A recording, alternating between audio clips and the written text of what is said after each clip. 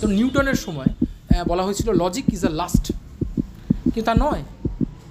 যদি বিজ্ঞান দাঁড়িয়েছে লজিকের উপর, আর দর্শনকে বলা হয় the father of science. Upanishad বলছে ঈশাবশ্য মিদং সর্বম ইয়ৎ কিঞ্চিৎ জগতং জগৎ তেন তক্তেন ভুঞ্জিতা মা গৃধ কস্য সিদ্ধনম। মানে ঈশাবশ্য মিদং সর্বম, ঈশ্বর সর্বত্র। আমি আমার স্যারের কাছ থেকে এটা শিখেছি। শিক্ষক দু ধরনের হয়, পেশাদারী শিক্ষক, আদর্শগত শিক্ষক। ইতিহাস আমাদের এই শিক্ষাই দেয় যে ইতিহাস থেকে আমরা কোনো শিক্ষা নিই না।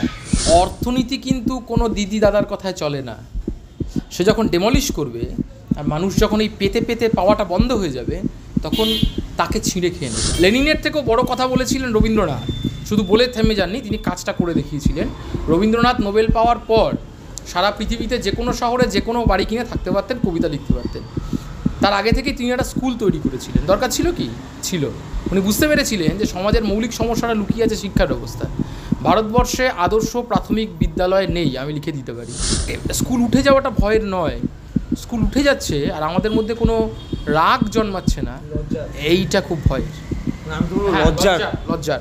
এটা যে সাপের চোখ নেই, দেখতে পাবে না, বা দেখবে বলবে না, কান নেই, ছোটে না, হাঁটে না, কাউকে কাটে না, প্রশ্ন করে না, ডুসডাস করে না, কিন্তু সেই সাপ জ্যান্ত, গোটা দুই আনত। এই জ্যান্ত সাপ দরকার, নাহলে এদের দিয়ে কাজ করাবে কী করে? এইটা হচ্ছে মূল জায়গা। সুকুমার রায় লিখে গেছেন লেনিনের আগে। এর জীবনে যদি সমস্যা না থাকে, মানুষ অনেক প্রশ্ন করবে সরকারকে। তোমার মতে সপক্ষেই কথা বলি। যখন কমিউনিস্ট ম্যানিফেস্টো লেখা হচ্ছে, কার্ল মার্কস আর ফ্রেডরিক এঙ্গেলস লিখছে, এই কমিউনিস্ট ম্যানিফেস্টোর প্রথম পংক্তিটা হচ্ছে ইউরোপ ভূত দেখছে, কমিউনিজমের ভূত। মানে মার্কসের মতো দার্শনিক প্রথম যে বইটা লিখে দেশ থেকে বেরিয়ে যাবেন, মানে তাকে লাথি মারা হবে, সেই বইয়ের প্রথম পংক্তি হচ্ছে এটা: বিকল্প মিডিয়া যতদিন না এই ভারতবর্ষে এস্টাবলিশড করবে, এই ভারতবর্ষের মানুষকে ভয়ের ভূত তাড়া করে বেড়াবে। মিডিয়া যে বিক্রি হতে পারে, এটা আমাদের ভাবনাতেই ছিল। করোনা যে একটা ঢপবাজি ছিল, সেটা তো বোঝা যাচ্ছে আদ্যপান্ত। ভ্যাকসিন নিয়ে প্রশ্ন আছে, খবরগুলো আসে না। মানে পশ্চিমবঙ্গের শিডিউল কাস্ট, শিডিউল ট্রাইবস, আমি শিডিউল ট্রাইবসকে যদি বাদও দিই, আদিবাসী, শিডিউল কাস্ট যারা, তাদের ইতিহাসটা এখানে লেখা হয়নি।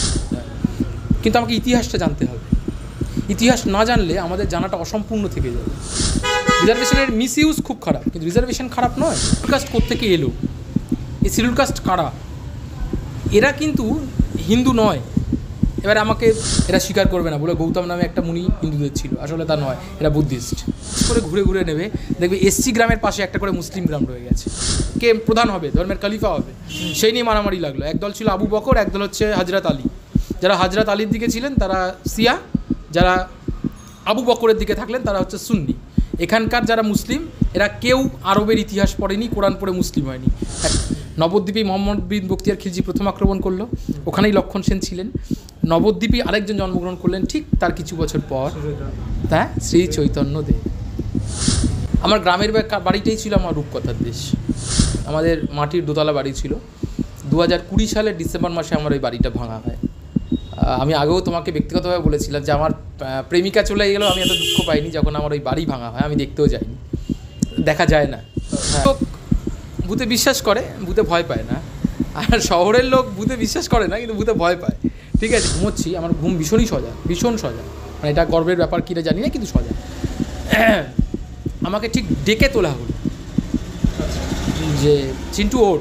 আমি ঘুরলাম, দিদা এত অদ্ভুতভাবে মারা গেছে যে আমরা বিশ্বাসই করতে পারি না দিদা নেই। তো পুরুলিয়াতে বেগুনকোদর খুব মজার জায়গা এবং খুব ভাইরাল জায়গা। উপনিষদের একটা কথা আছে, কথাটার নাম হচ্ছে চড়ই বেতি, মানে চলতে থাকো চলতে থাকো।